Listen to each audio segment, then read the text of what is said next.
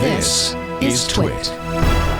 So we had talked before on the show about the Taylor Swift Ticketmaster nonsense and kind of wondering where that was going to end up going.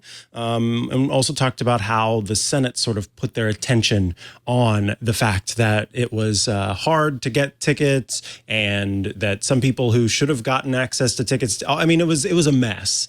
And of course, Ticketmaster, as a huge ticket sales platform, was at the center of this. Joining us today to talk about the Senate hearing and what's going on with Live Nation and Ticketmaster is TechCrunch's own Amanda Silberling. Welcome back to the show, Amanda.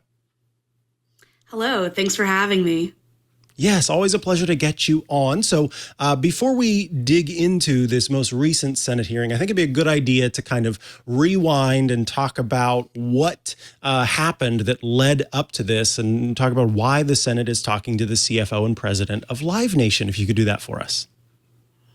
Yeah, so I think to zoom out, it's sort of the same issue of if you're a music fan or a sports fan, we've all had this happen to us where you want to buy tickets for something and you're like there the moment they go on sale. They're $50 tickets. Suddenly they're all sold out. And then a minute later, they're reselling for like $200. So then as the consumer, you're like, well, do I pay 4 times the price or do I just not go to this thing I want to go to? And so this is an existing problem. And then it sort of came to a crescendo in November when the Taylor Swift Eras Tour went on pre-sale, and it was just such a disaster. And people that had like verified fan, which is like a Ticketmaster program, like they had verified fan pre-access and weren't able to get in. There was an unprecedented amount of activity on the website, and Ticketmaster just wasn't prepared to handle it. And they ended up canceling ticket sales. Some fans were in virtual queues for hours at a time.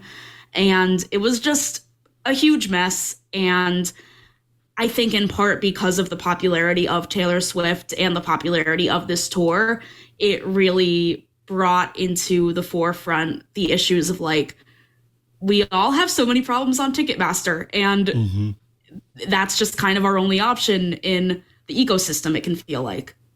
Absolutely. And one of the things that stuck out to me was I knew about the Ticketmaster thing, but you also talked about an issue that different folks had with the Bad Bunny concert. So even after the Taylor Swift debacle, there was more that happened.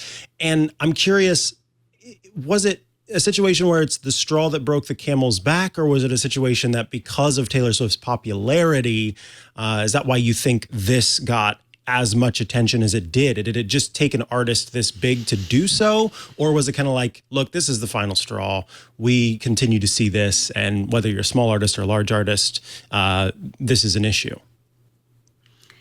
Yeah, well, I really love this quote from Lena Khan, who's the current FTC chair, where she said that the Taylor Swift pre-sale ticketing debacle turned more people into anti-monopolists than anything she could have ever done, which I just love it. But yeah, I mean, the Bad Bunny concert is just another example of how when companies like Ticketmaster fail, it affects people. Like what happened in that situation was Bad Bunny was playing 2 sold out arena shows in Mexico City, and there were thousands of people who they bought tickets on Ticketmaster. Like this wasn't like a resale thing. Like these were Ticketmaster sold tickets, and then they couldn't get in because Ticketmaster sold more than the capacity of the venue. And it's just things like that where like it's frustrating for consumers because they spent so much money on these tickets that they got on Ticketmaster, and they still can't get into the show because of problems with the company. Yikes.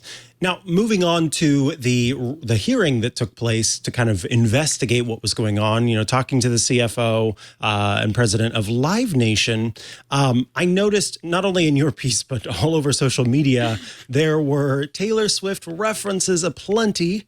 And it was interesting seeing the initial reaction to those references, where people seemed to be kind of annoyed by it, seemed to be bothered that maybe the senators or the folks talking to CFO were not taking it seriously. But I am curious, from your own perspective and looking at this and looking at the reaction and kind of trying to piece through things, you think there's a strategy at work here? Is this, memeable behavior for the sake of getting it in front of more people's eyes? Kind of going back to what, Lena Khan said, where this situation here resulted in generations that may not pay attention to this suddenly paying attention to it? Or was it just the fact that senators are trying to be, stars in their own right and make jokes for the sake of making jokes? I feel like they're probably just trying to have fun, but there could be an agenda behind it of, like, when Senator Blumenthal says that Ticketmaster needs to look in the mirror and says, "It's me, I'm the problem, it's me." Like, I laughed. Like, it's just kind of, you don't expect those kinds of jokes to happen at a Senate hearing. Mm-hmm. And I don't know. I mean, this has really become a mainstream issue. Like, there are diehard Swifties that are watching this hearing, and these aren't people that are typically like, yeah, let me tune in to senate.gov / whatever. Right. Yeah, I mean, it does probably draw more attention to the issue, but I also think this is already like a bit more of a popular potential monopoly case than like Meta buying another VR company. Like, it's right. Taylor Swift. Yeah. Now, I was kind of taken aback. There was a shocking number in your article, 80%. That number, according to the Department of Justice, relates to Ticketmaster and Live Nation merging, in which they control that new company. The Department of Justice said, hey, this will mean that Ticketmaster and Live Nation will control 80% of the market. And so it made me kind of wonder about that initial merger. Was their concern about the fact that the company would own 80% of the market by their estimation, and anything, put in place to sort of quell that concern, since obviously the merger did go through? Yeah, well, the reason why the merger went through was because they enforced a consent decree, which basically is a ruling that it would be a violation for Live Nation to like go to a venue or an artist or like whoever is involved in a situation and be like, hey, like, if you don't use Ticketmaster for your sales, then we're not going to let you use our promoters or our venue, which, like, it is really complicated because in these situations, like, Ticketmaster might be selling the tickets, but Live Nation operates venues. They like exist in basically every aspect of promoting a show. So the DOJ basically wanted to make sure that Ticketmaster and Live Nation couldn't pressure other entities and to make sure that they're using the services that they want them to use. And that 80% number was from when the DOJ was like looking into this, like, is this a monopoly? Should we block this merger, back in like 2010? Mm-hmm. And at the hearing this week, the CFO of Ticketmaster was like, well, actually, or of Live Nation, but he was like, well, actually, it's more like 50 or 60% of the market share now because there's all these resale outlets like Vivid Seats, SeatGeek, etc. But that's still a big amount. I think there's like specific thresholds for what is a monopoly, but that's a lot. Yeah, that 80% really does stick out. Now, yes, this consent decree was the thing that was put in place, and it was modified in 2019, according to your piece, because there was sort of, I guess we'll call it concern. It was technically more than just concern, but not a whole lot seemed to come of it. So a concern that Ticketmaster / Live Nation had violated the consent decree. So they went ahead and modified it in 2019.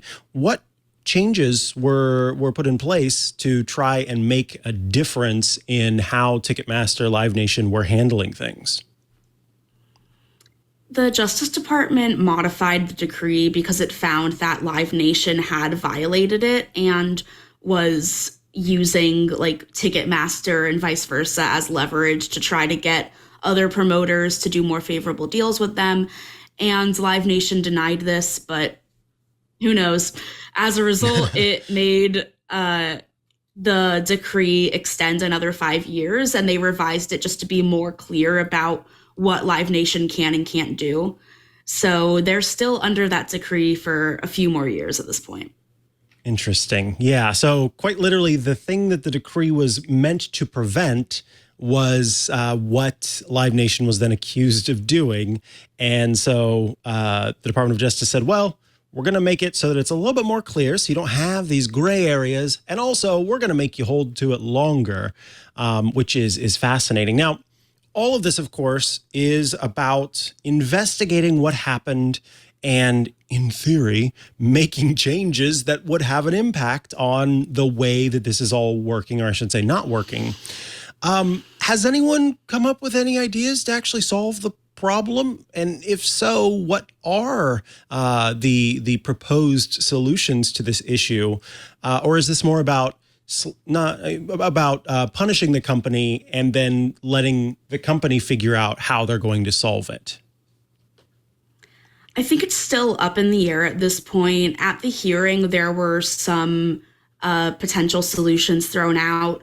One of them is waiting and see what comes of the ongoing Department of Justice investigation into Live Nation. And if that investigation finds that Live Nation is acting as a monopoly, then the senators on the panel said that breaking up Live Nation could be on the table. Some other proposals were they talked about the Bots Act, which was passed in 2016 and basically gives the FTC license to crack down on ticket resale firms that use bots, buy all the Taylor Swift tickets, then mark them up for like 4 times the price.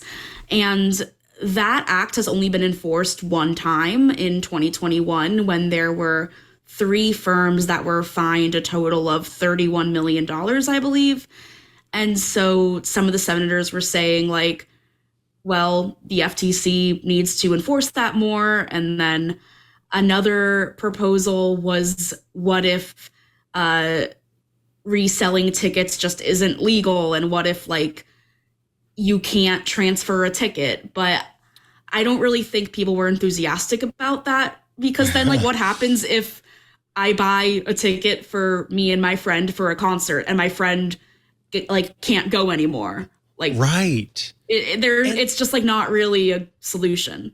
And it also opens up Live Nation / Ticketmaster to make a bunch of money on ticket insurance. You know what I mean? And then you pay that $15 so you can get your money back because you get sick and can't go, instead of being able to sell it to your friend. Yeah, this is, I mean, in this one very specific way, I do have some, feels and understanding for this company, because this is a hard problem to solve. And I think that that's why it has taken, in part taken such a long time to do it. I think that it is perhaps a good idea for there to be some pushback so that the company sort of prioritizes this.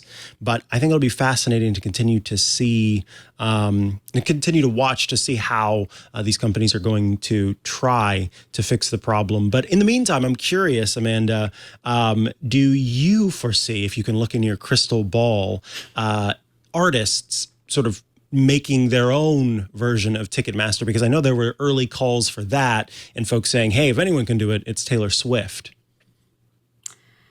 I don't know if Taylor Swift necessarily wants to do that. Mm-hmm. I could call her up right now. No, I can't. But I don't know. I think that it's hard to start a company, even if you're a celebrity. There's just a lot that goes into making a platform that has these kinds of like tech innovation that can stop the bots, which it's like if Ticketmaster can't adequately stop bots, and they've been doing this for how long, then like if Taylor Swift creates a platform tomorrow does she have the resources to invest in people to make the kind of technology that Ticketmaster hasn't successfully implemented, which I don't know. I mean, like, never underestimate Swifties. Like, they can do anything, but I'm afraid of them. They are a formidable force on the internet. Indeed, indeed. Well, I want to thank you so much for taking some time out to talk to us today. If folks want to follow you online and make sure they're staying up to date with your work, where should they go to do so? I am unfortunately still very on Twitter. I cannot break the habit. So my Twitter is at asilbwrites, ASILB writes. And you can find my writing on TechCrunch. And I have a podcast, Wow If True, about internet culture. And I think it's good. So you should listen to it. Absolutely. I didn't realize that you did, and I will be downloading or subscribing to that right after the show. So that's exciting. Thank you so much for your time. Tech Break is brought to you by ACI Learning. Future-proof your company and accelerate your team's performance with ACI Learning's virtual instructor-led training or live classrooms at one of ACI's 6 learning hubs across the U.S. Enthusiastic experts are ready to elevate your team's knowledge. Visit acilearning.com and let ACI level up your IT team.